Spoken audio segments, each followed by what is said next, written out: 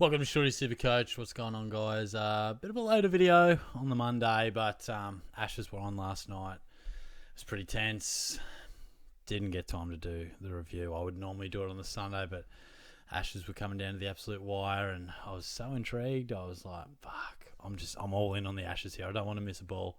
So that is why we are coming to you on the Monday. Back-to-back Mondays, I think, because the other week I was flying back from Sydney on the Sunday night. So we should get back to normal proceedings on your Sunday night as of next week. But we'll dive straight into it because, like I said, just want to pump this one out, get it out there and chuck a bit of dinner on and watch a bit of Wimbledon. But, yeah, it wasn't the cricket, just a bit heartbreaking. It was when Stark rolled through Bairstow, I thought, a bit of a chance here, a bit of a genuine chance to go 3-0 and take it out. First Ashes win over there since like 01, but not to be.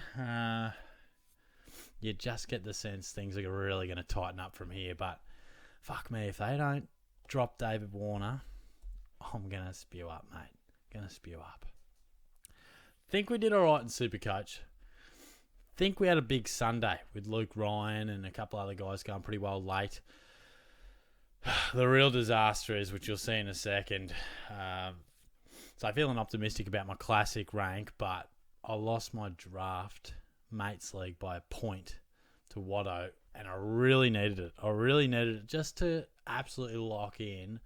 Look at this, 1675 to 1676, third versus fourth. Would have taken me 2/3 and absolutely locked me into the finals. I'm just going to have to work a little bit harder, but classic though, pretty solid. Look, to score 2,561 is pretty good, and it still doesn't see you crack the top 5,000 for the week. So that shows you where we're at in the season. A lot of full primo teams, but I'll take that every day of the week when I had Sicily on the bench and Dunkley. There would be people who would have that same scenario, but there would also be people who have traded Oliver and traded Sicily and traded Dunkley. So 2 trades, full team. We get Sicily back. I'm happy with that. Melican, aside from the one stinker of a week, he held up pretty well for a fill-in. Isn't Dacos just an absolute freak show? Those goals he kicked, the banana, splits the middle, he's halfway on the run, just super goal sense. And then the long-range goal, you just knew he'd kick it. So he's a freak. He could well be in our SuperCoach teams for the next 6 to 8 years. And that might be generously unders, but Sicily to come back, Stewart really, really good, Dawson really solid, and Luke Ryan. I didn't catch much of this game, but he was just going nuts, particularly late. I watched about the last 15 minutes. Intercept marks everywhere, so that was huge. That's proven to be a really handy trade in. Sinclair really solid, as he always is. And it was the bounce back of Jack Steele that got me real excited. The 140, mate, that got me really excited. Bontempelli had the VC on him. Umming and ahhing between Dacos and yeah, obviously went Bont. 123, I'll take that.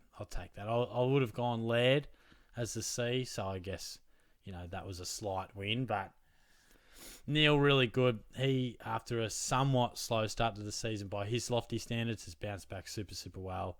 Laird, as I touched on. Brayshaw, he's pretty rock solid. Not quite going bonkers over the last couple, but in a poor performance by the Dockers, you'll take a ton.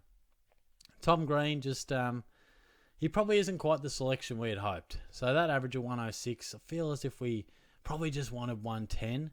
He's good enough to stay, particularly when he got 2 trades left, but he's maybe just slightly under is what we would like. Walsh has really responded well. Very pleased with that. And like I said, Jack Steele, that was a Jack Steele game. Possessions, contested pill, and the tackles, mate. That's where it's at from Jack Steele. It's great stuff. And Windhager there, 75. Absolutely take that. Old mate Campbell Chester nearly chimed in for a handy emergency loophole, but not quite. And then the Rucks just doing the stuff they've done all year. Rowan Marshall really stuck it up. Anyone who went Briggs over him, I know it's only 2 weeks, but he's about 50 or 60 points up on Briggs over those 2 weeks. And English, he may have slowed a touch, but he's still put together a sensational year. And last week was a nice bounce back to scoring form for him. And then the forward line didn't quite go. It was good without being great. Taranto, Rosie, Butters. I saw someone say Butters had a 68 point second half. So I can only presume he was like less than 20 at half time. Someone might be able to confirm that for me. But not exactly the welcome addition to my side I was hoping Butters would be. But nonetheless, he'll be good for the run. Darcy Cameron, probably thought he... Again, I often watch the games and feel like he always goes about 10 to 15 points better, and then I look and it's a bit unders, so it's a bit frustrating. He's not quite going where I would like, but I think a day will come where his dual position really helps me out. Cornelio, nice to get those bounce back from Cornelio and Steele, a couple of guys I needed to respond, and they did. And McRae, he's not the McRae of old, but he's still really consistent. He's never going to put in a bad one, and he'll have better days than that. So, that's how we fared. I might take a look at some of these leagues, see how we're going.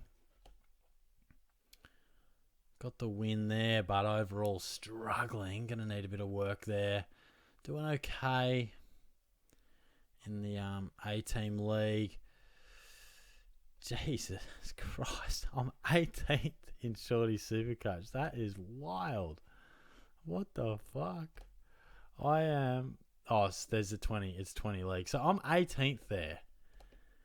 Total points. I must be top 8 for total points. Surely.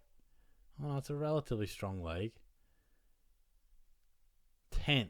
Fuck, it's not happening for me in that one. But absolutely putting me to the sword, those guys. Had a close loss there in Shorty SuperCoach 2, which is costly. Puts me outside the 8. And then the rest of the leagues I'm going pretty well. In and around the 8, there's top 2s there, work league, mates league from tennis. And importantly, bragging rights. Like, this is the cash league. Was around the top 4 not too long ago.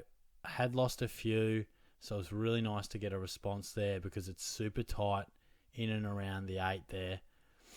So some really big games coming up in that league there. Overall, I'm 5th, so again, I really feel like I should play finals, but we'll just wait and see. We'd love to know how many trades you've got left, how you're travelling. This is the sort of stage where SuperCoach interest does start to wane just a smidgen, but I'm still gunning in. I'm still smashing out that content, so if you want to chuck me a comment, it'd be much appreciated. I'll be going live on Wednesday, as always. But while we're here, let's take a look at the footy tipping. So we got Paddy up there. Nice. He's 1 clear, so it's pretty tight there. You got Thomas, Burnsy, Az is up there. Josh, then myself in 6th. Jacob, Az, or Easy Walker, I should say. Studi, he was leading for a long time. Jared rounds out the top 10, so... I might scroll a bit slower just if you want to get your name on the screen there. But so at this stage of the season with like 7 rounds left, it's probably, you wouldn't think you could make up more than 5. You'd have to go pretty damn well. You feel as if it goes down to about 12. Maybe if you're on 99 and you get some upsets going. You just never know. You can make up 2-3 tips in a week or 4 over a couple of weeks, but you probably got to be within at least 6. And then a fair bit has to go right. But I'll be gunning for you, Patrick. I'll be hoping to chase you down. Only 2 tips between us. So anyway, I might round it up there. Like I said, just wanted to be a bit shorter and sharper tonight. Smash this one out. We'll dive into a little bit more detail next week's as we return to the Sunday, I'm sure. But thanks for tuning in, and I'll talk to you guys soon. Cheers.